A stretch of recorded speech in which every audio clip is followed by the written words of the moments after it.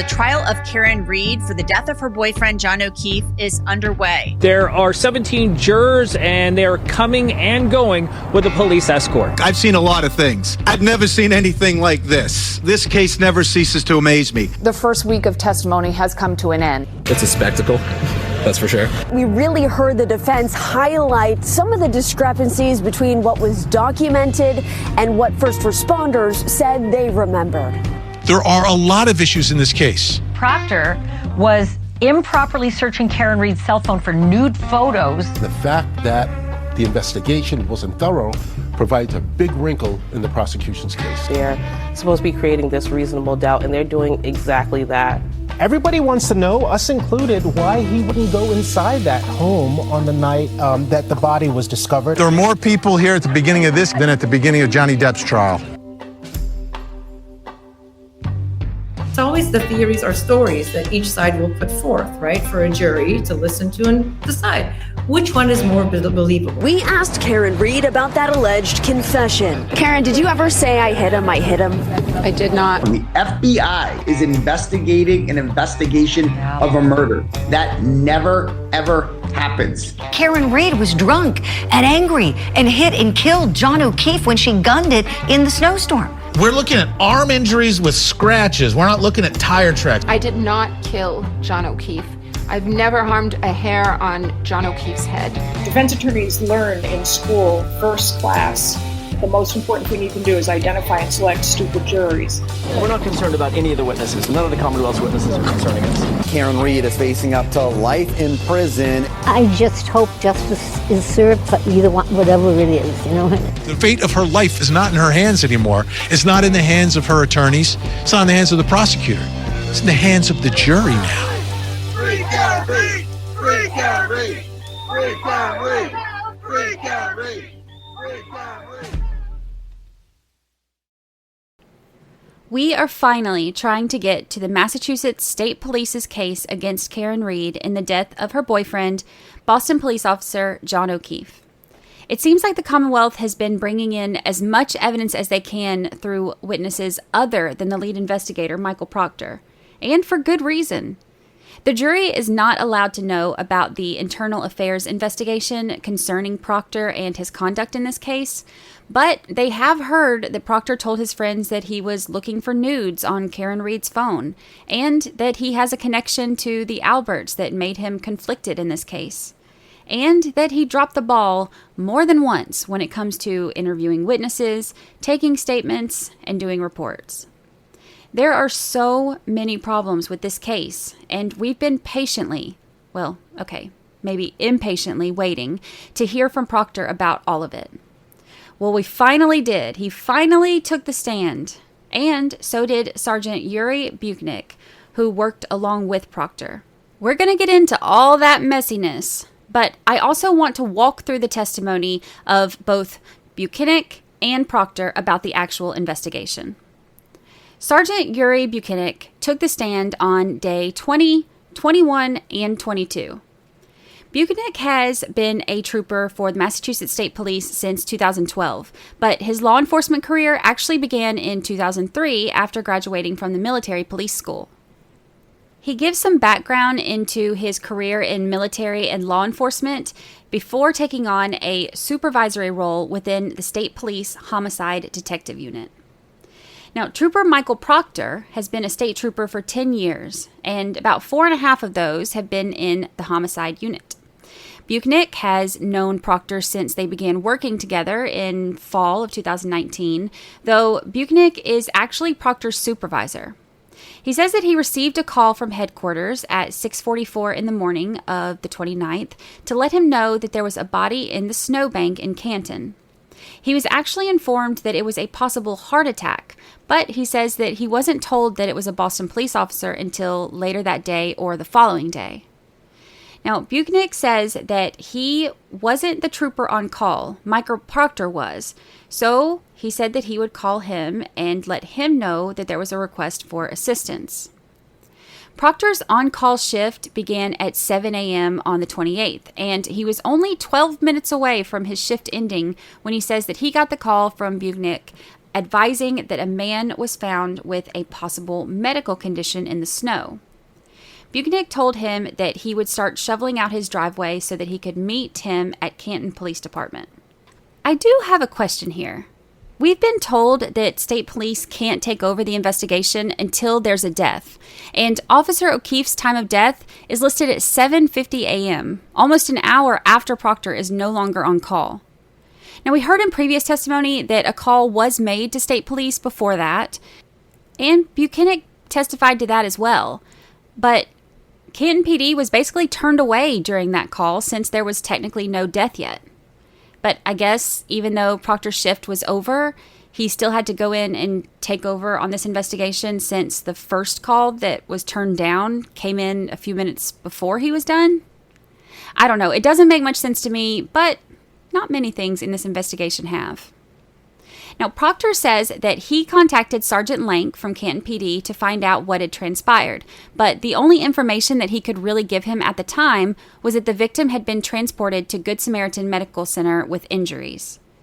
Proctor talked to firefighter Flamati, who told him about the abrasions to John's right arm, the injuries to his eyes, a cut to the nose area, and told him that he thought that John O'Keefe had about a 10% chance of survival. Based on that, Proctor said that he contacted Buchnick and said that this seems like more than a medical situation. Now, interestingly, Buchnick says that Flamati told Proctor that Karen Reed said she hit John. But Proctor doesn't corroborate that. He's actually very specific about what Flamati told him, and that was not part of it. In fact, when he called Buchnick back, he said that he just told him this seemed like it was more than a medical condition, but nothing about Karen hitting him. More than that, though, in Proctor's personal text that we get into later, he even tells one of his buddies that after speaking to the paramedic, he actually thought that John had been beat up. He wouldn't think that if he were told that Karen hit him, would he? Lally made it a point to ask Buchnick and Proctor where they were at 8:22 that morning, presumably because this is the time that the dash cam shows Karen's SUV in John's driveway, and we can see the cracked taillight. Buchnick says that he was still clearing the snow that he had in his driveway so that he could leave, and Proctor said that he was still at home and had not shoveled or cleaned off his car yet. So what time they arrived at Canton Police Department, I'm not really sure. Buchnick said that he arrived at 9:15, and he said Proctor was already there in the parking lot sitting in his car. So he pulled in beside him, and then they walked in together. Proctor, however, says that it wasn't 9:15, that he didn't get there until 10 that morning. They met with Sergeant Good and talked to him for about half an hour to get some information about what had transpired. Proctor also talked to firefighter Flamati. Now, this is another discrepancy between the two troopers. Buchnick tells Alan Jackson on cross-examination that it was during these conversations that they got the information that Karen Reed had said that she hit John O'Keefe. Buchnick says that Sergeant Good told them that, and says that firefighter Flamati also told Proctor that during these conversations. However, Jackson points out that there's not one report anywhere at any time that memorializes or mentions Sergeant Good having said this. And even in this trial, on day 5 actually, Sergeant Good confirms in his testimony that he never heard Karen Reed say that. Now, as far as Flamati saying it to Proctor, Proctor didn't mention that. He is actually very specific about what Flamati told him, and that wasn't part of it. In fact, in text that we hear later, he even tells one of his buddies that after talking to the Canton paramedic, he thought that John O'Keefe had been beat up, not hit by a car. Flamati did tell him about the abrasions to John's arm, the injuries to his eye, a cut to the nose area, and he said that he gave him about a 10% chance of survival. Based on that, Proctor said that he told Buchnick that this seems like more than a medical situation. So all evidence seems to point to the troopers believing at the time that it was not a pedestrian struck by a car, because Buchnick called the medical examiner's office at 10:41 and said the case was now being treated as suspicious, a possible altercation, because the victim seemed to have been struck in the face by a cocktail glass. That call to the medical examiner's office was at 10:41 a.m., so this is before they had talked to the McCabe's or the Alberts, just the first responders. Jackson points out that once they talked to the McCabe's and Alberts, then they decided to pursue Karen hitting John as the only possible scenario, and didn't even bother to go to Fairview that day or the following days to check it out or look inside the house. Next up, Buchanan and Proctor left the Canton Police Department and headed to the McCabe residence. Now, Buchanan said that he drove his personal truck because it's a four-wheel drive, and in case you haven't heard them mention it enough, it was snowing. While he was driving, Proctor was able to make calls and facilitate other logistics as necessary. Reports estimate that they arrived at the McCabe's around 11:30, and they said that they did interviews separately. First Jen McCabe, then Matt McCabe, and then Brian Albert, who was also there. Now, Buchanan says that Brian Albert arrived at some point while he was interviewing the McCabe's, but Jackson points out that everyone else has already said that he was already there before the troopers arrived. Buchanan said that he just must not have seen him. After leaving the McCabe's, they went to Good Samaritan Medical Center. They wanted to be able to see John O'Keefe, but also had found out that Karen Reed was there under a Section 12, and they wanted to speak to her too. They didn't arrive until around 1 o'clock, and they were told that Karen had been released hours earlier. They were able to see Officer O'Keefe, though. His clothing had been cut off and piled on the floor at the foot of the bed, just a couple feet away. The clothes were soaked, and they were already in one big pile, so the troopers bagged them together into a double bag, notating the time and location that they were taken into custody. Proctor noted that there was only one sneaker, and he explains that he's been involved in 3 or 4 investigations where a pedestrian was struck by a vehicle, and he's seen that one or both shoes can remain at the point of impact. We'll talk more about the clothes later, but for now, just note that they were piled up together and then bagged together, and Proctor and Buchanan took them from the hospital. Now, as far as the injuries to Officer O'Keefe, both troopers gave their descriptions. The abrasions on the arm, the cut on his right nostril, another small cut on his left eye, and both eyes were swollen and bruised.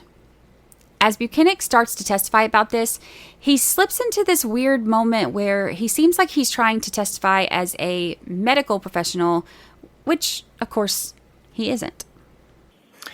Mr. O'Keefe's body was laying on his back.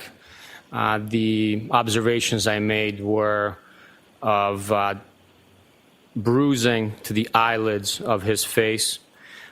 Based on my experience and having cases with head trauma, I can tell you that during subdural hematoma, Yeah, I'll sustain the objection. You can build a foundation if you can, Mr. Lally. Lally wants to get this in, so he tries to lay some foundation to show how Buchanan would qualify to be able to give the opinion of what he thinks that the swelling and black eyes are from. He says that he's worked over 500 death investigations, and he says that scores of those involved some sort of head trauma, though we don't know exactly how many scores is. Regardless, he says that this makes him privy to information as far as medical findings, autopsy reports, things of that nature. After laying the foundation, Buchanan attempted to address the eyes of John O'Keefe again by saying that he observed the swelling and discoloration and said that it was produced through blood pooling in the eyelids. Now, Buchanan is not a medical examiner or a medical professional, so of course Jackson objected to this and it was sustained, and the last part was stricken from the record. I know that the prosecution wants to do everything that they can to convince the jury that the black, swollen eyes are able to be explained by head trauma as opposed to a fight, which is absolutely true. We've heard this in previous cases. This can happen. But a trooper is probably not the right way to do it. Let's save that for the medical examiners and the doctors. But Lally doesn't give up. He tries again to give more foundation to somehow qualify the state trooper to give his medical conclusions. In the end, Buchanan is allowed to tell the jury that John's injuries looked consistent with other investigations that he's done that involved subdural hemorrhaging. He also says that he thinks that the abrasions on John's arm were caused from blunt force trauma friction to the skin, and Lally asks him about changing his opinion about the glass being the cause of some of these injuries.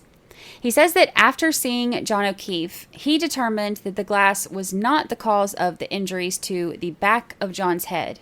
But on cross, Jackson reminds him that he told the medical examiner's office that he thought that that was the cause of the injuries to his face, not the back of the head. Buchanan said he doesn't know if that's just what they wrote down, maybe, but imagine that, once again hearing that something in a report was just wrong. Shocker. So the troopers left the hospital, and Proctor had talked to Karen Reed on the phone, who said that she was at her parents' house in Dighton. So off to Dighton they went. So part of the information that comes out while Proctor is on the stand are the conversations that he's had with coworkers, friends, his sister, and his wife as it relates to the case and to Karen Reed. Rather than read through each of the conversations back to back like we did in court, I want to address them as they relate to the timeline, kind of give some context as to what was going on. The first of the conversations that we hear is between Proctor and his sister Courtney. He says that Courtney became good friends with Julie Albert, who is married to Chris Albert, and to Julie's sister. Julie would actually watch Proctor's nephew, and sometimes they would see each other at Courtney's house. Proctor said that he talks to his sister about 5 or 6 times a day, and it's often about their kids. He texts her while he's on the way to Karen Reed's parents' house, and he has just left Good Samaritan Hospital. So at this point, the only actual interviews he's done are with Jen and Matt McCabe and Brian Albert. He tells Courtney about his new case, a man found frozen to death on a front lawn in Canton that morning. He says that he actually just interviewed Jen McCabe, and she said she knows you. His sister said, "Cut the shit. Yeah, she knows Jack very well. She's really good friends with Julie. Her sister is married to Brian Albert." Proctor tells his sister that he's still at work and he's going to be out for a while because this is a homicide. She asks, "The Canton thing is a homicide?" And he said, "Don't say a word to anyone. At the very least, it's suspicious." His sister says that she won't say a word to anyone and that this is his livelihood. She said, "I would never mess with that." Proctor then tells her that Julie and Chris were at the bar with the victim and his girlfriend, so he's going to have to interview them. Proctor contacted Dighton police around 2:30 so that they could have uniformed officers there to assist in seizing the car, arranging a plow and a tow truck, and just as a courtesy since it was their jurisdiction. They talked to Officer Barrows from Dighton PD and said that they would give him a call back when they were about 10 minutes away. Barrows contacted Diamond Towing for them and met them at Karen's parents' house where he observed her car in the driveway. Now, I mentioned this in last week's episode, but the description that Barrows gave of the taillight was kind of surprising to hear. We've seen in court the photos of her taillight that's shattered and almost completely missing, it looks like. But that's not what Barrows said he saw. At some point, did you make any observations of the right rear part of that Lexus SUV? I did. And what, if anything, did you observe about that area of the vehicle? I saw that there was some damage to the right rear taillight. To my best ability and recollection, that taillight was not completely damaged. It was cracked and a piece was missing, but not completely damaged. Now, this matches Carrie Roberts' testimony and the dash cam video that we see from 8:22 a.m. and the video from the Reed's house as they're loading the car and the video of Karen pulling out of John's at 5:08 that morning. It doesn't, however, match Proctor's description. He says that it had a bunch of large pieces missing from it, and it also doesn't match the photos that we saw later of the taillight in the Sallyport. So, could it be weird angles or something more? That will be for the jury to decide. Dighton Public Works plowed the driveway so that the tow truck driver was able to get Karen's SUV loaded onto the flatbed. While inside the house, the troopers interviewed Karen. She was sitting on the couch with her laptop in her lap, and her phone was beside her, and her parents were both in the room with her. The troopers stood across the room from her, and they described the conversation as friendly, just to get her recollection. Buchanan said that Karen told them that she's willing to answer questions, but she doesn't want to get into too much detail about what transpired, given the circumstances that she had just lived through. He said that he understood, and he gave her that courtesy. Here's Buchanan describing that interview. Can you describe that conversation or the contents of that conversation to the jury? Absolutely. The conversation was normal tone of voice like I am speaking to you right now. Ms. Reed responded in the same tone of voice, answered questions. The content of the conversation began with her saying that, as I stated, she doesn't want to go into too much detail, but she was willing to answer our questions. We asked what she had for plans, what she had for as far as activity the night before, leading up to Mr. O'Keefe being discovered. She stated that she was in a relationship with Mr. O'Keefe that morning, meaning the 28th of January. She got into a fight with Mr. O'Keefe over what the niece and nephew were being fed for breakfast, or what they had for breakfast. She went on to say that she met Mr. O'Keefe at C.F. McCarthy's approximately 9 p.m. the night of the 28th of January, 2022. She stated that the gentlemen were drinking, consuming beers, Bud Lights, and she was drinking vodka soda. Prior to moving on to the bar at Waterfall, the defendant was asked where she parked her vehicle. She told me that she parked her vehicle on Washington Street across the street from C.F. McCarthy's, facing northbound. So the vehicle was on the side of Waterfall Bar and Grill. We went on through the conversation, the interview, to the Waterfall restaurant, at which point she was asked if she left C.F. McCarthy's with a beverage or a container from that establishment, to which point she stated that she did not. She also confirmed that Mr. O'Keefe did not have any injuries on him when she interacted with him at C.F. McCarthy's or the Waterfall. He did not get into any verbal or physical altercations with anyone to have sustained those injuries. She stated that once at the Waterfall, they stayed for approximately an hour, hanging out with acquaintances. And then they left the Waterfall. She drove them to, after they were invited to a residence, she drove them to a location in Canton, where she dropped Mr. O'Keefe off. She was asked if she saw Mr. O'Keefe walk into the home at 34 Fairview, and she stated she did not. She stated that she made a three-point turn after dropping him off and left. She was asked whether or not Mr. O'Keefe, let me back up. She was asked if she knew how she found out about the damage to her vehicle, to which she stated, quote, "I don't know, it happened last night." He said that Karen also told them that John had been with Mike Camerano and Kurt Roberts the night before, and she got her phone and they saw her put in her passcode to get their numbers to give to the troopers. She said that she didn't want to go into Fairview because she was having stomach issues, so she went to John's and went to sleep. When she woke up and he wasn't home, that's when she started looking for him and found him in the snow and then began CPR. Buchanan said that Karen told him when she found John that both of his eyes were swollen. Not one, but you could see Karen shaking her head when he was talking.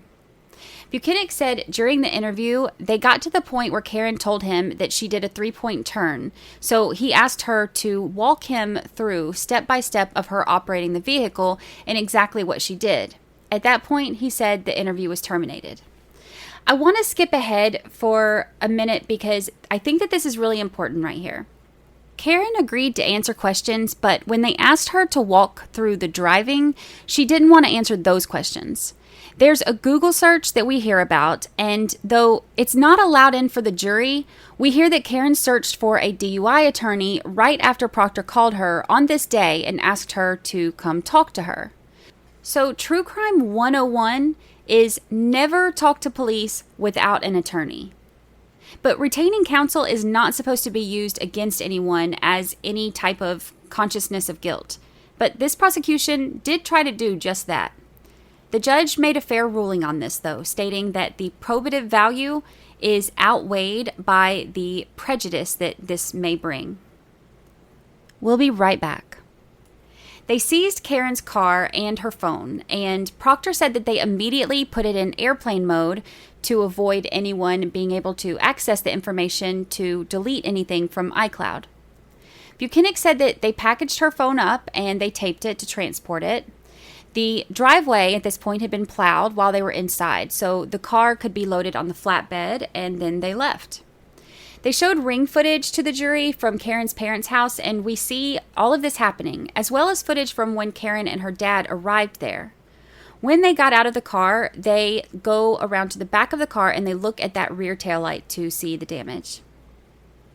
So the troopers followed the tow truck with the SUV back from Dighton, and they arrived at Canton Police Department, Sallyport, at 5:30 p.m. They said that even though Canton Police Department had been conflicted out and recused, they used their Sallyport because it was heated so that they could melt the snow. And apparently it was larger than the one in Milton. Karen's SUV is pulled into the bay, and troopers put caution tape around it to secure the area, according to Proctor. So during Buchanan's direct testimony, Lally introduces video from the Sallyport cameras to show the jury. The first one that we see is video from the driveway of the Sallyport where the tow truck is bringing the SUV in. The second one is from inside the Sallyport. It looks like there are two bays, and each bay has a large bay door on each side so that you can pull in through either direction. The bay closest to the camera has this really cool old police cruiser. It's a 1965 Ford Galaxy, but you can only see a small portion of it. The bay further from the camera is empty, but it looks like something else had been pulled in before that because there's snow on the ground in the shape of a rectangle. So it looks like something was there before and snow had fallen off of it. So here's Lally introducing this video to the jury so that they know what to watch for. And listen to exactly what he says. As far as, again, for orientation purposes, the driveway that the jury just witnessed in the prior exhibit, is that to the left of the screen, the right of the screen, or something else? Driveway is to the right of the screen. And this vehicle, the defendant's vehicle, is sort of taken into the garage on the opposite side, or to the left of the screen. Is that correct? Correct. So Lally and Buchanan tell the jury that the driveway where the last video is was off to the right of the screen, and the car being taken into the garage is on the opposite side to the left of the screen. We watch the video. The SUV is pulled in from the left. We see the door that's closest to the camera, which is the right side of the car, open, and someone gets out. Since the left side of the car is facing away, we can't see if that door opens or if anyone gets out. But as I'm watching, I'm assuming that someone did, since someone had to be driving it, right? I also notice a large white spot on the taillight, but it's hard to tell if this is a missing piece or the white part of the taillight. The video also skips around. It isn't consistently recording, so there are jumps in the time where suddenly people will appear or disappear. But the timestamp is so small and it's written in blue, so there's no way to see it as you're watching it. We see two men, maybe troopers, maybe tow truck driver, looking at the right rear taillight. I assume looking at the damage. Then one of the troopers walks around to the back of the car, and you can see just the top of his head as he's hovering around the other back taillight on the left side. We can't see what he's doing, but no big deal because that's the left side. The video isn't focusing on that. That's not where the damage is. The video continues, and we see them shoveling snow from the inside to get it out, and there are more troopers who show up. At one point, there's somewhere around maybe 5 or 6, but there isn't a whole lot to see since they're all mostly behind the car and off to the left, or shoveling, or just walking around. The video continues, they shut the bay doors, they put caution tape around the car, and the video ends. So if I'm on the jury, I'm thinking, we just saw all this time where we can clearly see the right rear taillight that was damaged in the video, and nobody touched it. Of course, the video is skipping. Out of 18 minutes from the time of day that it started until the time of day that it ended, we see less than 6 minutes. So about 2/3 of the video is missing. But from what we do see, nobody is around the taillight. But here's the problem. This is what the jury just watched. The jury has sat here for this many weeks, and they've seen the car in person. They know what they're looking for. The damage is on the right rear side. The issue with this video is that the entire video is inverted. It's flipped. Everything is mirrored. This is a huge problem. And the reason this is a huge problem is because neither Lally nor Buchanan even bothered to tell the jury that it's mirrored. So as we're watching the video, we're all looking at the area where we know that the damage is. We know to focus our attention there. And not once did they say that that's not the right spot to focus on. Not once did they say this is mirrored. In fact, the jury doesn't hear that the video is inverted until Alan Jackson does his cross-examination of Buchanan and brings it up the next day. He confirms with Buchanan that he said to Lally that the video is a true and accurate representation, and it isn't until Jackson starts questioning him that he tells the jury that the whole video is mirrored. People inside the courtroom were reporting that the jurors' faces were shocked when this was pointed out. Buchanan says that he got the video from Canton Police Department, and that's just how it came. He says they didn't alter it in any way. But Jackson points out the problem is nobody told the jury. And yesterday, during the entirety of your questioning by Mr. Lally, not once did you mention that this video is actually completely inverted. Did not know. Mr. Lally didn't ask you if it was inverted, correct? That's correct. And if I hadn't gotten up here and begun questioning you, that would be left uncorrected, correct? Objection. Sustained. Buchanan said that he didn't even notice that it was inverted until today, which is a day or two after his direct examination with Lally, where he's discussing the video at length to the jury. But that's not true. He specifically said in the previous clip, after stopping to think, that the driveway was on the right side and the car would be entering on the left. This looks so bad. Imagine being a juror and being told to watch this video of the car coming in when you know that one side is telling you that Karen Reed is guilty of hitting John O'Keefe with her car, and the other side is telling you that police officers in this very video framed her. And you're shown a video of some of these crucial minutes on what to watch for, and nobody tells you that it's mirrored. The whole time, there are troopers gathered by the actual taillight in question. You completely ignored that because you can't really see what they're doing, only that they're there, but you don't think that it matters because it's not the damaged taillight anyway. It comes across as either sneaky and dishonest or completely incompetent. Either way, it's a bad look for the troopers and the prosecution. Jackson compares this to a suspect who is identified as having a tattoo on his left arm, and then showing witnesses a mirrored picture of him that shows the tattoo on his right arm, and then having the witnesses say, nope, that's not him. It's not an accurate depiction if the jury doesn't clearly know what they're looking at.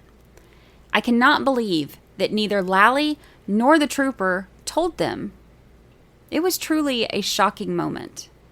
Something else that's really strange about this video, when Proctor is asked about it on his cross-examination, he tells Jackson that he actually watched this a while back, maybe a month or so, a few weeks ago, so it sounds like probably right when they got the video. He says that he watched it at his desk. He said that when he watched it, the video was not inverted. He said that the timestamp on the bottom was inverted, but he said that it wasn't a blue timestamp like the one that Lally showed. It was a yellow timestamp. So how is he watching a flash drive of this video that is not inverted, but yet the jury is shown a video that is? And this isn't the only controversy behind the Sallyport video. Remember, we discussed in a previous episode that there are 42 minutes missing from the Sallyport video. Well, that's the footage from the other camera, which has really bad quality. It's really dark, it's hard to make anything out, and it has nothing on the footage from 5:08 p.m. until 5:50 p.m. Defense attorneys brought up the fact that this is a crucial time to be able to see the car, since part of their theory is that taillight pieces were planted, and the video is missing when the car is brought in. In late April, after the trial had already started, discovery was turned in by Lally that included the Sallyport video. So now, even though they had never been able to get this video before, now they are able to retrieve it 2.5 years later and turn it in after the trial has already started, and then present it as mirrored to the jury without telling them it's mirrored. You can't make this stuff up, y'all. Buchanan says that the jumping on the video is because it didn't record. Even though there's movement, he says that it wasn't recording and it was never there. Just like Alan Jackson didn't appreciate Buchanan's testimony about his medical opinions, he also didn't appreciate his testimony about his opinions on the technology, and he reminded Buchanan that he doesn't know that it was never there because he's not the IT guy.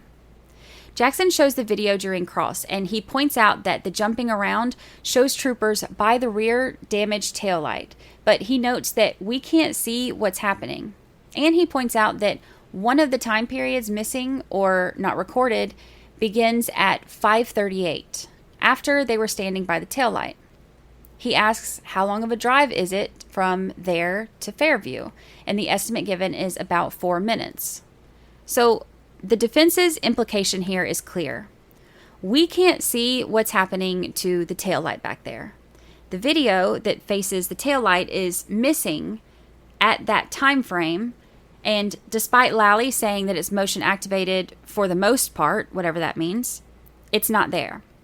The other video that they were somehow then able to produce this late in the game doesn't face the damaged taillight.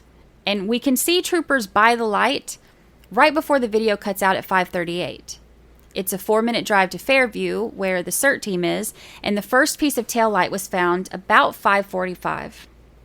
We know that the CERT team showed up at different times, anywhere between 5 to 5:45. The defense is laying out to the jury that this evidence does not disprove their theory. Actually, it could kind of support it. Proctor said that they had a debrief meeting for about half an hour in a conference room at Canton Police Department to go over everything that they had learned from other troopers conducting interviews. Since Canton Police Department was recused, at least from the interviews, it was only the state troopers involved in this meeting. After that, Proctor said that he took the evidence that he collected back to the Canton office to handle it. He had taken the clothing from the hospital, and it was in Buchanan's truck all day while they were riding around. Buchanan said that it wasn't until around 10 p.m. or so when the clothes were taken out and laid out on butcher paper to dry. They both explained the process for the evidence handling. Once it's bagged, it is sealed with tape and logged into the evidence storage facility. Then it has to be signed out for shipping or moving or to be reviewed. And anytime the tape is cut, it has to be resealed and reinitialed and dated by whoever is doing it and then returned. There are 2 evidence officers and a lieutenant that have access to the evidence room. The troopers don't. Well, at least not once it's entered. The clothing, however, was laid out on the butcher paper to dry and left for about 6 days, until February 4th, when it was packaged and sealed. The next chain of custody date for that is March 14th, when they were finally submitted to the crime lab. So during the time that the clothing was left, Proctor said that he did have access to it, as well as other troopers, since it wasn't secured yet. It was secured on February 4th, which means after a few more searches were done and more taillight and evidence was collected. The evening search from the CERT team also turned up the other shoe, among other things, so that was also entered into evidence. Proctor said that he was also given John O'Keefe's phone during the meeting, so he transported that, along with Karen's phone, to the Canton office where he gave them to Trooper Guarino. Also, taillight pieces and glass were collected. So now all of these, aside from the phones that were given to Guarino, were held in the temporary holding area. So this is the area that all of the troopers in the department have access to until it's entered in by the evidence officers to the secure storage area. We're going to get into the next conversation that Proctor had right after this. At the end of the first day of the investigation, Proctor makes it home and he's texting a group of buddies about this case. Some of them live close by, some as far as Tennessee. Warning, the language in these texts is offensive. So the exchange that's read in court begins with one of the friends asking the name of that Boston police officer. Proctor tells the group his name was John O'Keefe, and he tells them a little bit about him. And one of his friends tells Proctor, "I'm sure the owner of that house will receive some shit." Proctor's response? Nope. Homeowner is a Boston cop too. Obviously, that doesn't look good when you're saying that you're not worried about the homeowner catching shit because he's a Boston cop. And Jackson brings this up during cross-examination. So you were willing to tell, just a few hours into an investigation of the death of a Boston police officer, you were willing to tell a bunch of high school buddies details about the investigation, including the name of the victim, correct? At this point, it's 16 hours later, sir. Not a few. 16 is a few hours, correct? I'm not talking about days later. It was about 16 hours later, sir. Correct. And you identified John O'Keefe as the Boston police officer who is fallen in the yard at 34 Fairview, correct? Correct. You also informed these same folks, these same high school buddies, that, quote, all the powers that be want answers ASAP, correct? Yes. You knew, Trooper Proctor, that there was brass that wanted this case wrapped up quickly and efficient. Isn't that right? Objection. Oh, well, is that what you were thinking? No, the people wanted answers, sir. They didn't just want answers. They wanted answers ASAP. What does ASAP mean? That's as soon as possible. Right. And you were texting this to your high school friends, again, 16 hours into this investigation, right? Correct. And you knew at that time, Trooper Proctor, that this was not going to implicate in any way, shape, form, or fashion another cop, correct? Correct. Your buddy Bird writes, I'm sure the owners of the house will receive some shit, correct? Correct. How did you take that to mean? Did you take that to mean that he could get in trouble? Yeah, I'm not sure exactly what my friend was getting at. Well, you had some idea. Yeah, maybe. The owners of the house isn't going to get any shit for this, right? That's how I interpreted it. Yeah, you interpreted it like he's not going to get in any trouble. He's not going to be a suspect, correct? Correct. And he's not going to be implicated in any way. Is that right? Correct. And your answer was one word, correct? Yes. What was that word? Nope. Proctor goes on to say that she, quote, waffled, end quote, him.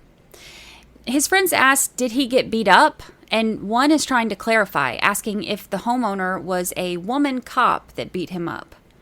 Proctor said that he didn't get beat up, but that's what he thought at first after talking to the paramedic. But then he said he saw the guy.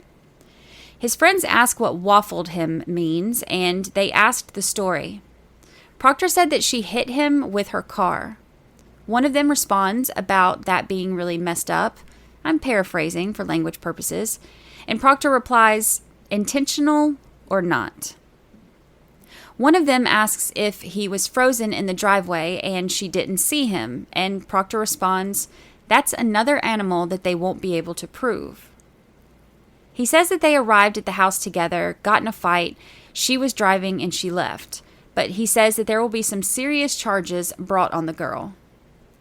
One of the friends is still asking about the other cop involved, saying, I can only imagine what Internal Affairs is trying to get out there. Proctor said, from all accounts, he didn't do anything wrong. And this is where things start to get really uncomfortable in court. Yep, so these came from me. From all accounts, he didn't do anything wrong. She's a whack job. C-U-N-T. Objection.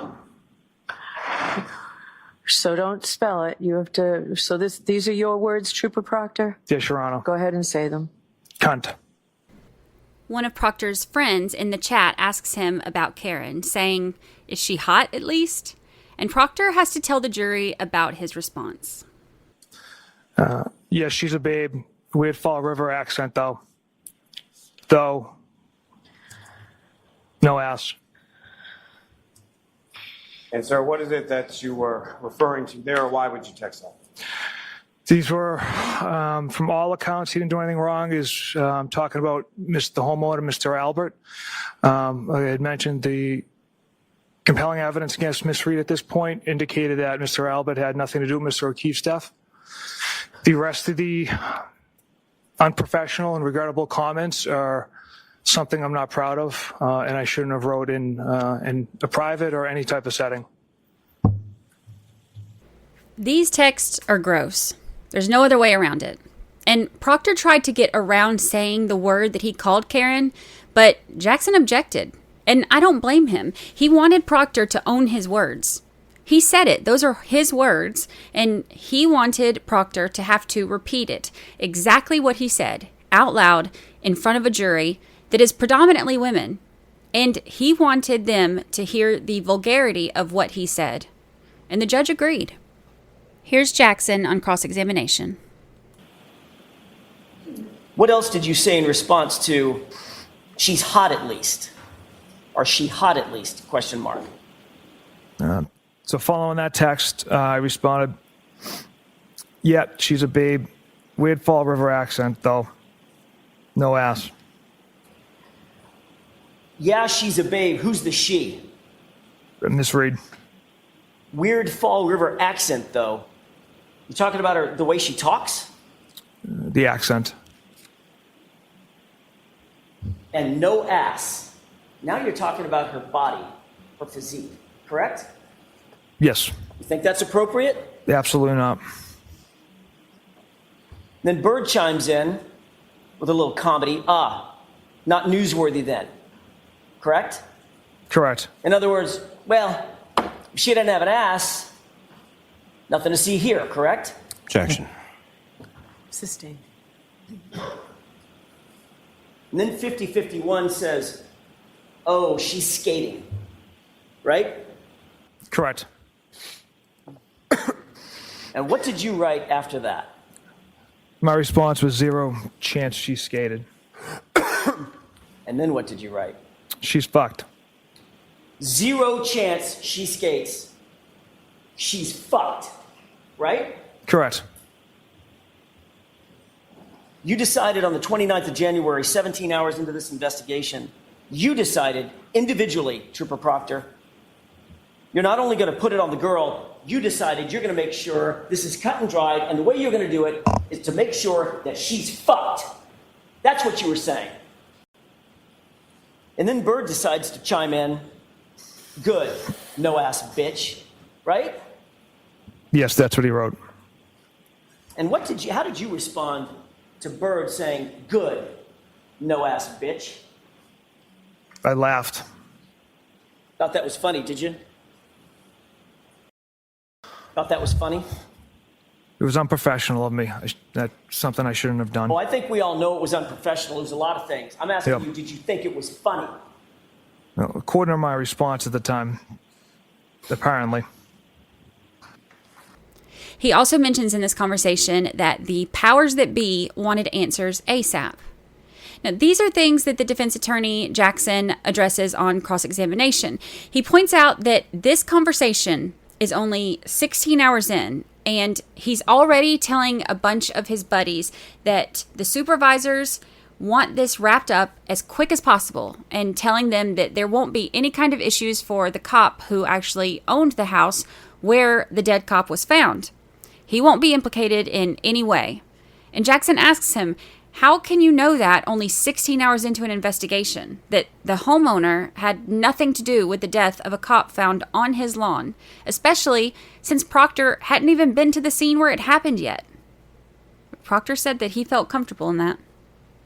Jackson also talks to Proctor about using the term waffled him. That's what he wrote. And then you write back, quote, she waffled him. I looked at his body at the hospital, right? Correct. You used the phrase waffled about a Boston police officer who had fallen in the snow and died in someone's yard. And you decided to use the word waffled him. Proctor said that even though this was only 16 hours later, they conducted multiple interviews, and he said that he knew Mr. O'Keefe never went into Fairview Road. He said that there was one shoe at the scene.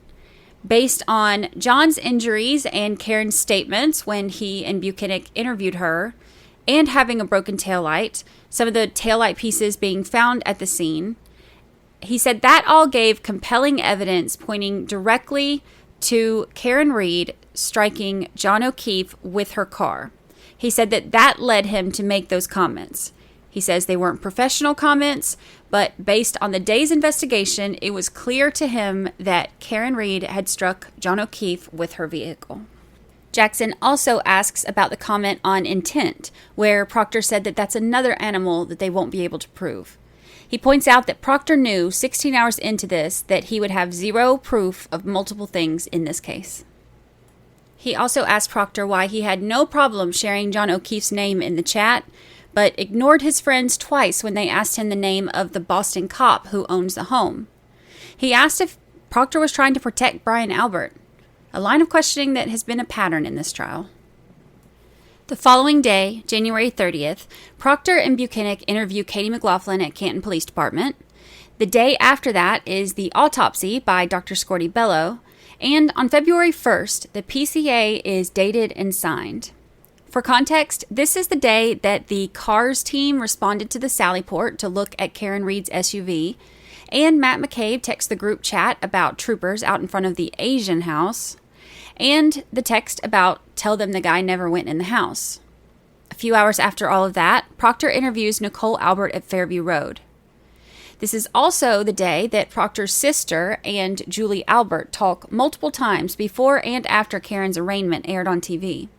He then had a conversation with his sister that evening where she tells him that she just saw Julie Albert, and Julie told her that when this is all over, she wants to get him a thank you gift. Proctor looks at the jury and tells them that he never asked for a gift, he never received a gift, Elizabeth, his wife, never asked for a gift, and she never received a gift. Jackson points out on cross that by saying to get Elizabeth one, that kind of is asking for a gift. Jackson also asks if Proctor used his sister Courtney to facilitate or relay information to the Alberts about the case, and he said, absolutely not. In one of the most uncomfortable and most infuriating moments, we hear details of a conversation between Proctor and his buddies from February 2nd. Listening to this part live had me so angry that I had tears of anger and frustration in my eyes listening. A person by the name of Doc writes, is that chick a smoke? Correct? Correct. Who's the chick? Miss Reed. And you write, E-H, right? Yes. And then you write nutbag, as Chief would say. Who's Chief? A friend of mine. And then you write what? She's got a leaky balloon knot. Trooper Proctor, explain to the jurors what a balloon knot is. Your essentially, I guess, your rectum area. Your anus? Yes. That's what you were referring to about Miss Reed? Yes. And you were making fun of her because you believed at that time that it leaked? That's how you were treating Miss Reed? Yes or no? Yes. And then you followed that up just to make sure you cleared up any mistake about what you meant with leaks poo, correct? Objection. All right, so I'm going to strike that. You could get this in, but do it the right way, Mr. Jackson. You followed that up with the phrase leaks poo, didn't you? I did. Again, another reference to Miss Reed's medical issues and medical conditions, correct? Correct. Specifically focused on her anus, correct? In reference, yes. Were you aware at the time that you wrote this that Miss Reed had suffered a colectomy surgery, very serious surgery? I was not, sir, no. Were you aware that she had had 10 surgeries in 18 months, several years prior? 10. I was not aware of that. Were you aware that she had serious medical issues, gastrointestinal medical issues that she suffered with, she was a victim of for years? Did you know that? Objection. Sustained. But you decided that you were going to take another shot at her and talk about her anatomy. 1 second, sir.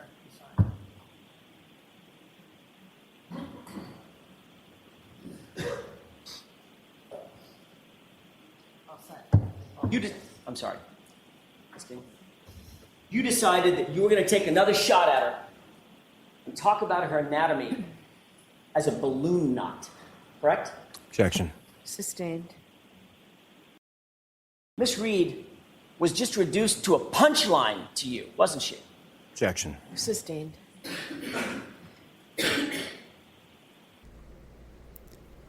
This group chat with Proctor and his buddies continued, and they continued to discuss and mock the personal and very private medical condition of Karen Reed.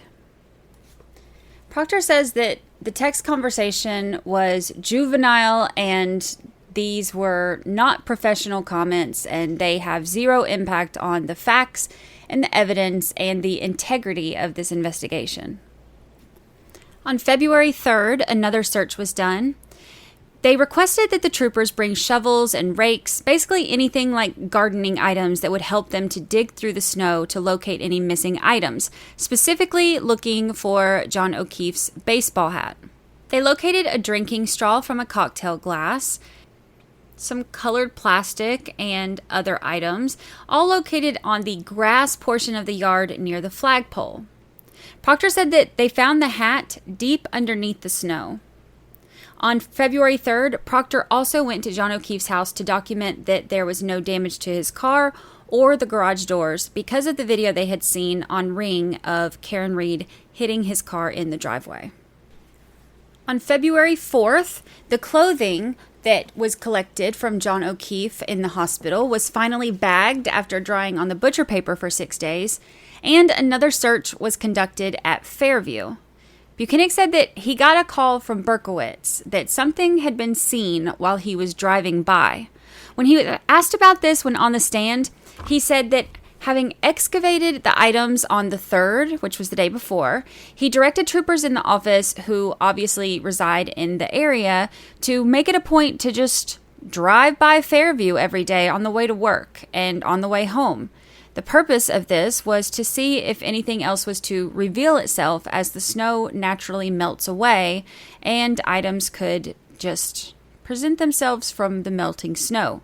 So, he says, on February 4th, as he's traveling to work, he diverted his typical route of travel to go right by the house on 34 Fairview. But he said just before his arrival, that's when he got a call stating that Ken Berkowitz, the chief of police in Canton, had seen some items as he was driving by in the melting snow, and that he should come collect those items. This seems strange to me, not only because Canton PD is supposed to be recused out of this, but also because it seems strange to send people to a crime scene and tell them to just drive by every day and see if you see anything.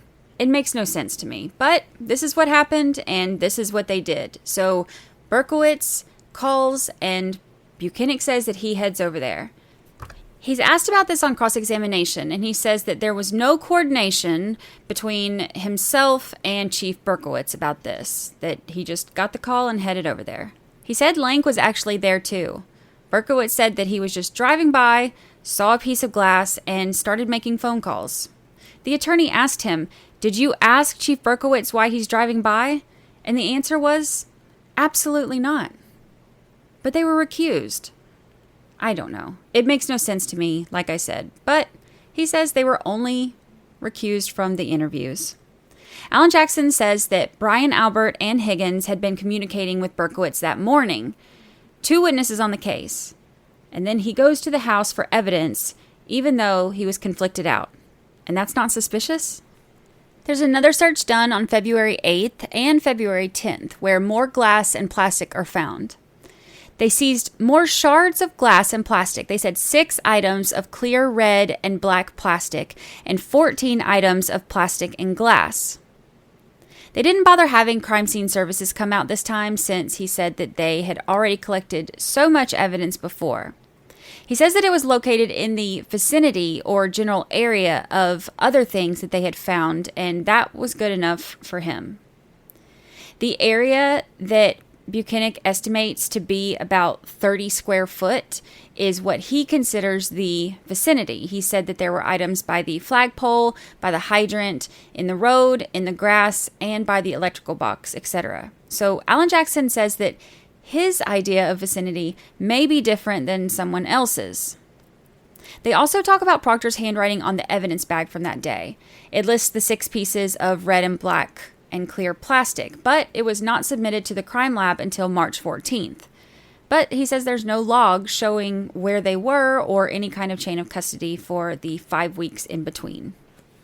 There's another search on February 11th and February 18th.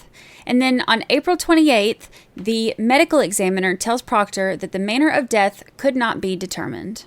This means that she could not rule it a homicide. There wasn't enough information for her to determine that. So the conversation that Proctor had with Trooper DeChico is discussing this ruling. Now, before I talk about this conversation, I also want to note that Proctor has previously testified that never in his career has he ever had a medical examiner tell him that they could not determine the manner of death. He said for every homicide that he's had, he has never had that happen in his career. Now, during this trial, when he testified to it, he said that it was very rare or that it had not happened a lot. But Jackson did point out that his previous testimony, not in front of this jury, was that it had never happened. So as he's talking about this to Trooper DeChico tells him it's a rookie move not getting into the meeting with the medical examiner and getting that homicide determination. Proctor says that he and Buchanan had 2 conference calls with her, sent her numerous photos, etc., and laid out the entire case for her. But that wasn't good enough. DeChico said, "Not good enough. Should have had me and Jeff do it." Proctor responded, "If you 2 did it, she would have made it accidental or natural causes."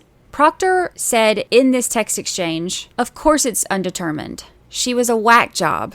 Trooper DeChico said, "Dear God, WTF, what the hell is inconclusive about the whole thing?" Jackson points out, in front of the jury, here he is again, calling someone a whack job. He asks, "Who are you referring to?"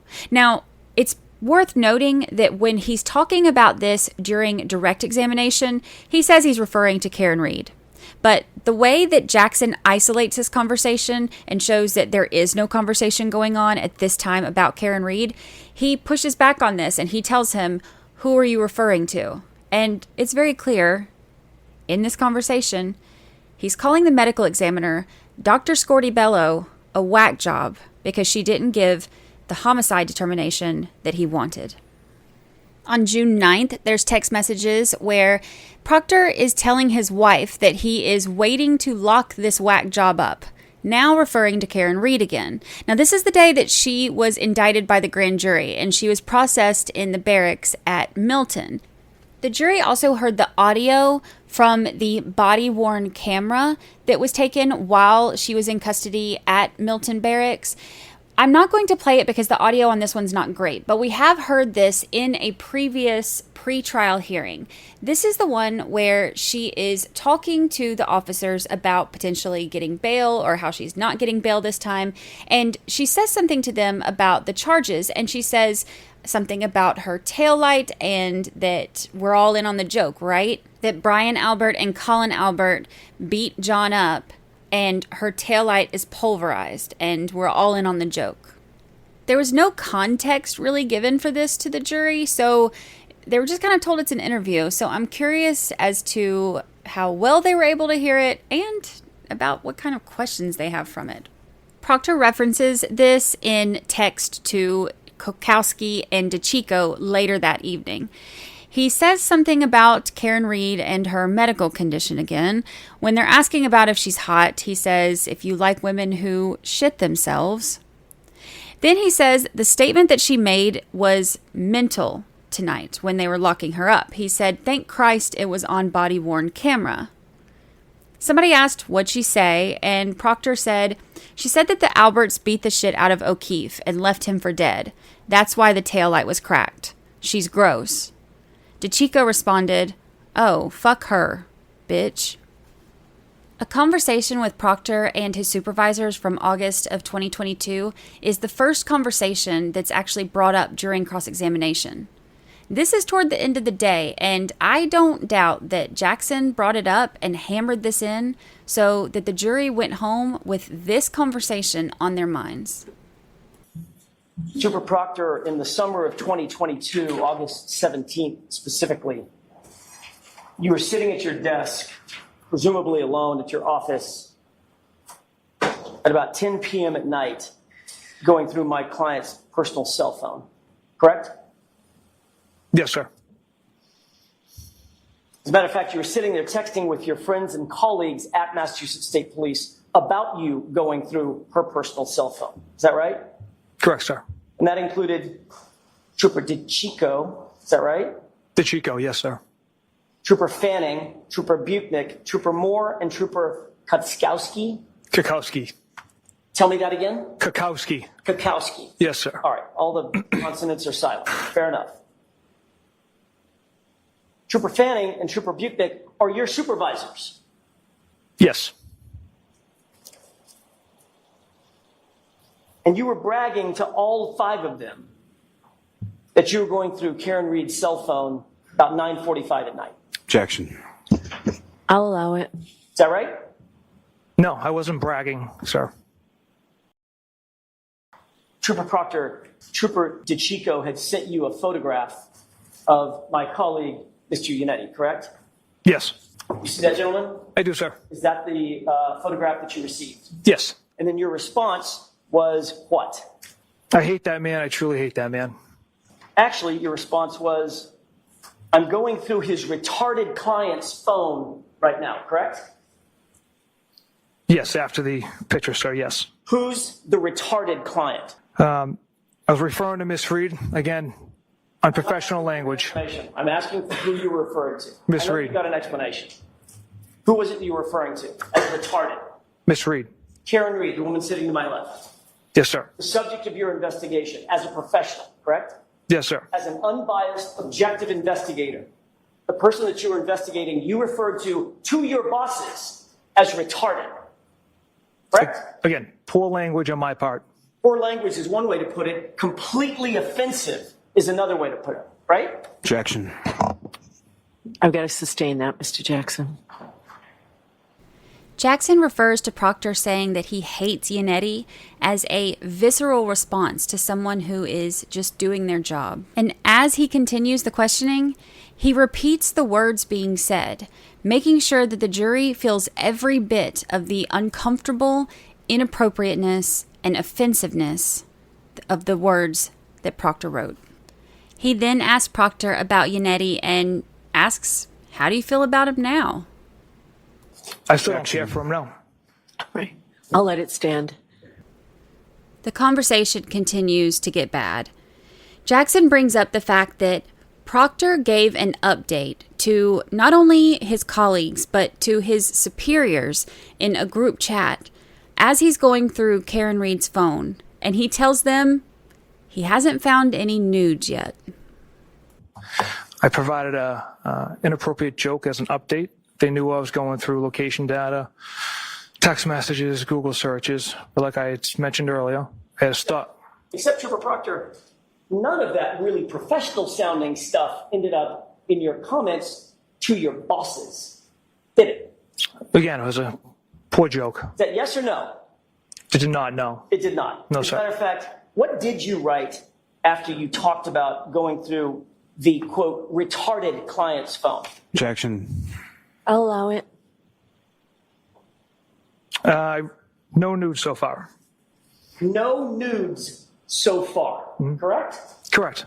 And you said that to your bosses. Yes, sir. You were looking for naked photographs of Miss Reed on a Wednesday night as you sat in your office at 9:44 p.m., correct? No, not correct. Let me ask you a question. Have you ever looked for naked photos of a male suspect that you were investigating? I don't look for naked photos on anyone's phones. But you said you were looking for nudes of Miss Reed. Like I had said, Mr. Jackson, it was an inappropriate joke. Sir, this is a citizen. She's a woman. You were supposed to be objectively investigating. Does your text message to your colleagues at Massachusetts State Police reflect an objective investigation of a citizen? Objection. You can get part of that question and ask it again. Do you believe that your text messages were reflective of an objective investigator? Objection. I'll allow that. Do you believe that, Trooper Proctor? I believe poor jokes have, in unprofessional language, have no bearing on the integrity and the facts and physical evidence of this case. It's not that they don't have any bearing on the facts and integrity. It's that they have no place in a professional investigation because it shows bias, right? Objection. So I have to sustain that as asked. Go ahead and ask it differently, Mr. Jackson. You weren't so much as objectively investigating Karen Reed as objectifying her, correct? Objection. I'll allow that. Isn't that right? Rephrase the question, please. You weren't so much as objectively investigating her as objectifying her in those moments, correct? Again, Mr. Jackson, it was a poor choice of words and a joke that I should not have texted out, but from the start of the investigation, we didn't know what we had. And your, Trooper Proctor, your point in saying no nudes so far to your colleagues in Massachusetts State Police was to suggest that you were looking for nudes and you'd update them when you found them, correct? Incorrect. Did you believe that your conduct was a misuse of your authority and power as you were going through her phone in August of 2022? Objection. I'll allow it. No, I had a warrant signed by a district clerk, Stoughton district clerk, to go through Miss Reed's phone. I don't think it was an abuse of power. I had every right to go through that phone. Did the warrant say anything about looking for nudes of my client? Objection. Did it No, say anything about that? No, Your Honor. Okay, next question. So that would be an abuse of the power that was given to you by the court, correct? Objection. Sustained. Jackson says the hallmark of any good investigation is that the investigator has to be fair and impartial. The investigation has to be free of bias. You can't be biased against the person that you're investigating because that would compromise the whole thing. Proctor agrees. Jackson says you're supposed to follow the evidence wherever it takes you, good or bad. Just follow the evidence and report back. That's how it's supposed to be run. Proctor agrees. Jackson says it's literally an oath that he had to take at the academy, that he will faithfully and impartially discharge and perform all of the duties incumbent on him as a Massachusetts state trooper. Everyone in the investigation should be treated exactly the same. Proctor agrees. Jackson continues and says everybody is a suspect until they're not. And that's especially important in an early part of an investigation, before all of the facts are known, that the investigator is not compromised by bias, prejudice, because that's when things are most up in the air.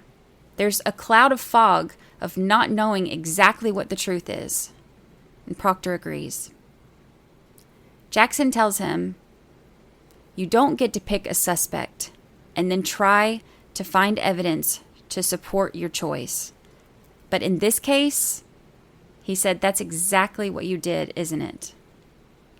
That part, Proctor didn't agree with.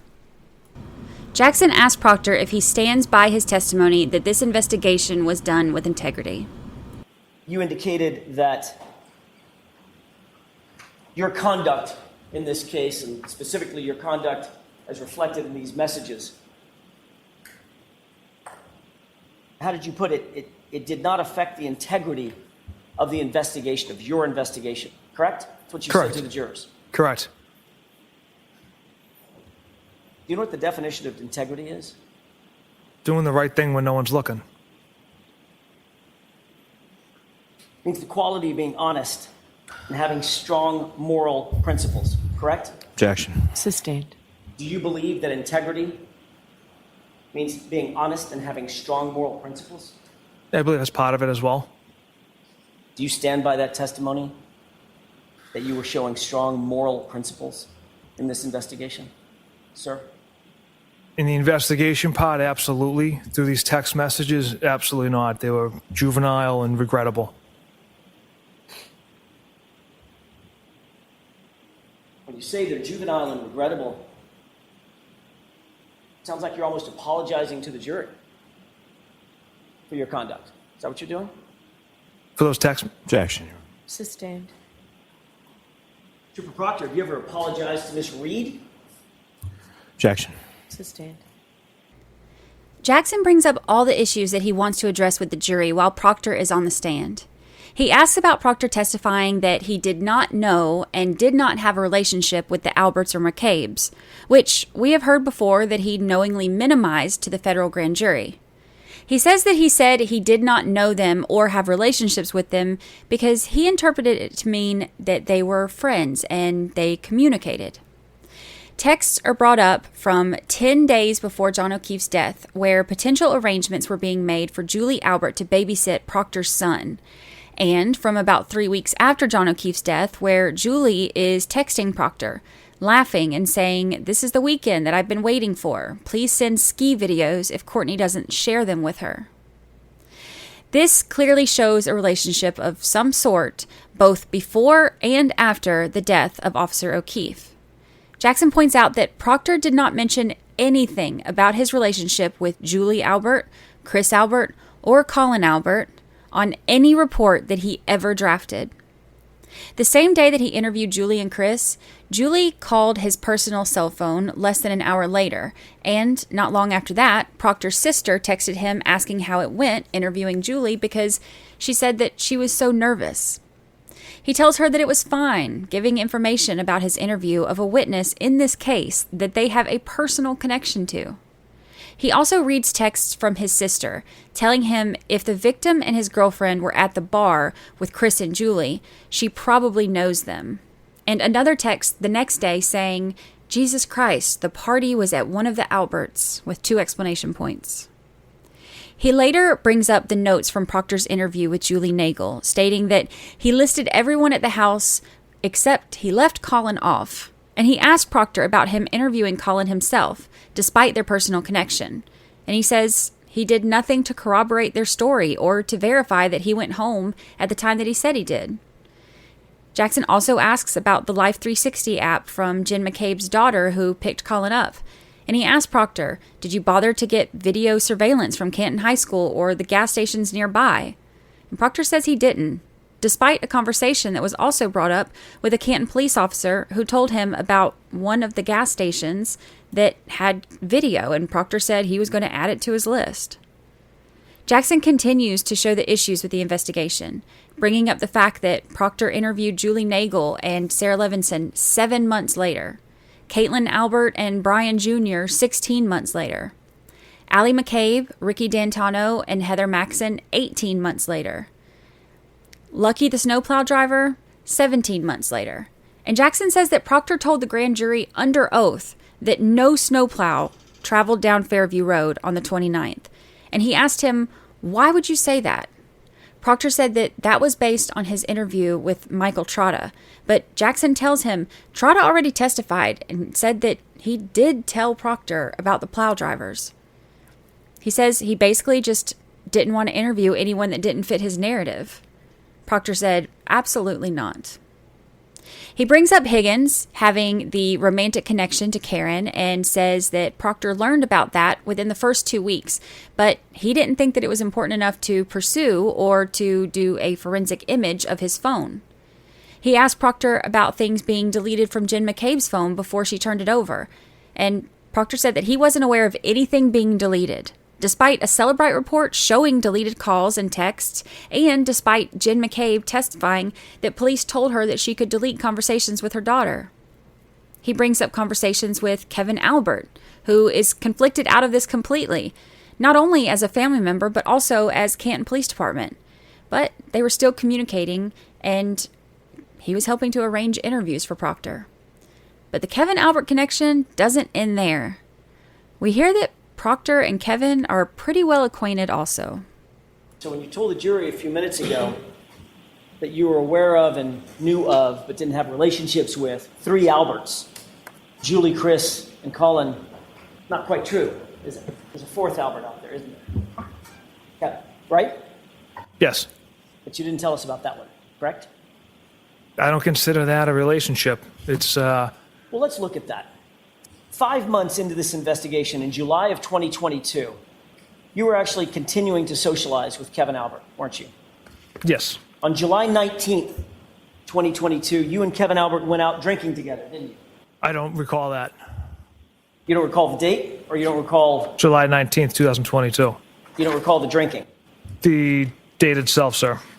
In fact, the two of you got so drunk that Kevin Albert left his badge in your cruiser and couldn't find his gun the next morning, right? I can't speak to any level of intoxication, but I don't recall either of us being intoxicated. Got it. So, isn't it true that July 20th, 2022, the day after, at 8:39 in the morning, you texted Kevin Albert, quote, found your badge in my cruiser this morning, end quote, correct? Yes. Then you texted him, I can leave it in my locker at the gym, drop it off at your station, or leave it in my mailbox, correct? Correct. Kevin Albert responds, my mailbox. Did I take my gun? And then included a wince face emoji, correct? Correct. So the fact of the matter is, you two got so drunk that he couldn't find his badge and had to ask you the next morning where his gun was, right? Again, I can't speak to any level of intoxication, whether he just forgot it, I don't know. I'm not asking you about his BAC, Trooper Proctor. I'm asking, have you seen drunk people before? Yes. You've been drunk before. Yes, I have, sir. We've all been drunk before, right? Yes. Was he drunk? Were you drunk that night? I don't recall. It was a long time ago. But he left his badge in your cruiser after a night of drinking. Isn't that right? Yes. Which means you were drinking and driving in your cruiser. Right? From what I remember, we were down the Cape working on the cold case together and stopped for dinner, had a few beers, and then dropped him off. Kevin texts him later, talking about how hungover he was all day, and said that he's going to have a couple tonight to make him feel good. Now, the problem with this isn't the drinking or the being drunk. There are multiple problems, but that ain't it. The problem is that this is yet another Albert that Proctor has a personal relationship with. The problem is that he lied to a grand jury about not having a relationship with any of them, which shows his lack of concern for the process of justice. The problem is that he was driving his police cruiser drunk, which shows his lack of concern for the law and for his position. The problem is 2 cops got so drunk in the police cruiser that one of them couldn't even find his gun or badge. But don't worry, nothing to see here, right? Jackson brings up multiple reports saying that Proctor seized Karen's car from her parents' house at 5:30, but the actual time was 4:16. Proctor said it's a typo. Jackson said, so you got the 4 wrong, you got the 1 wrong, and you got the 6 wrong, and those turned into 5 and 3 and 0, right? In his final moments of closing, Jackson brings up a text that Proctor sent to his sister, and then he wraps things up in a very tense moment. And your response was, hopefully she kills herself, correct? Yes. You literally said that you hope that Karen Reed, the subject of your investigation, the woman sitting to my left, about 7 feet from me, that she would just die, correct? The figure of speech. You wanted her to, the figure of speech is you wanted her to kill herself. No. Right? No, it's not. Trooper Proctor, Karen Reed, in your investigation, had quickly become a very serious problem for you, hadn't she? No, absolutely not. In your words, quote, all the powers that be want answers ASAP. That's what you texted on January 29th, right? Yes. That put a lot of pressure on you, didn't it, Trooper Proctor? There's a lot of pressure in every case, sir. This case involves a Boston cop whose family you were actually connected to, correct? Loosely. Chris Albert, loosely. Yes. Julie Albert, loosely. Yes. Colin Albert, loosely. Yes. Kevin Albert, loosely. Yes. Loose enough to leave his badge and his gun in your cruiser after a night of drinking, right? You agreed in your group chat that you needed to, quote, make this cut and dry because another cop was involved. Those are your words, right? I did text that. I don't know if it's in the exact context. But yes, those were my words. Group chat. Yes, that was in the group chat. Your friends wrote this whole thing, in their words, stinks, correct? Yes, I interpret that as a joke. You believed, Trooper Proctor, that your life would be much easier if Karen Reed was just dead, didn't you? No. Like I had said, it was a figure of speech.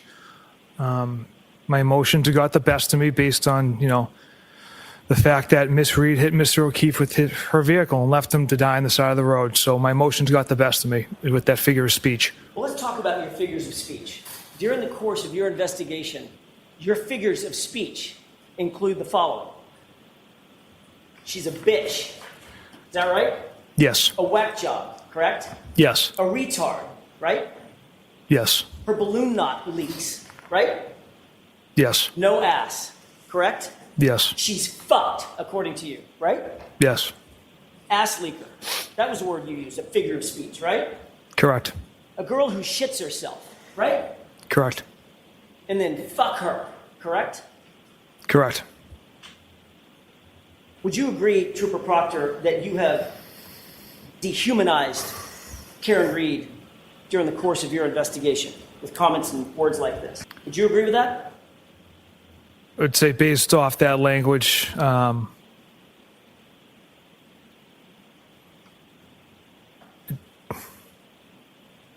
yes. And you admitted, in your own words, that the cop homeowner wasn't going to, quote, catch any shit, right? Correct. Because you were out to quote, make this cut and dry. Isn't that right? The homeowner wasn't going to catch any shit because Mr. Albert had nothing to do with Mr. O'Keefe's death. Because you were going to make sure that the case was cut and dry. Those were your words, right? Objection. Sustained. And Trooper Proctor, it would be far easier for you to pin it on the girl who's just a whack job cunt, in your words, who you hope just kills herself, right? Shame on you, sir. The judge tells the jury to ignore that comment, and it is stricken from the record. Lally gets up and does his redirect.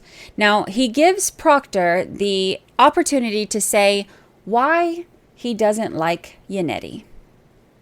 Well, basically, he stood up in open court and spouted lie after lie about me, called me corrupt and conflicted, dragged my name through the mud after I spent 10 plus years without a single complaint filed against me, and he had no basis or no facts of these wild accusations because there are none. This investigation was done with the utmost integrity, not just by me, but my supervisors and other troopers in my office, as well as Mr. Yannetti shows up at my sister's school yesterday in the parking lot where he's not welcomed or where people are not supposed to be, with one of their witnesses and their private investigator.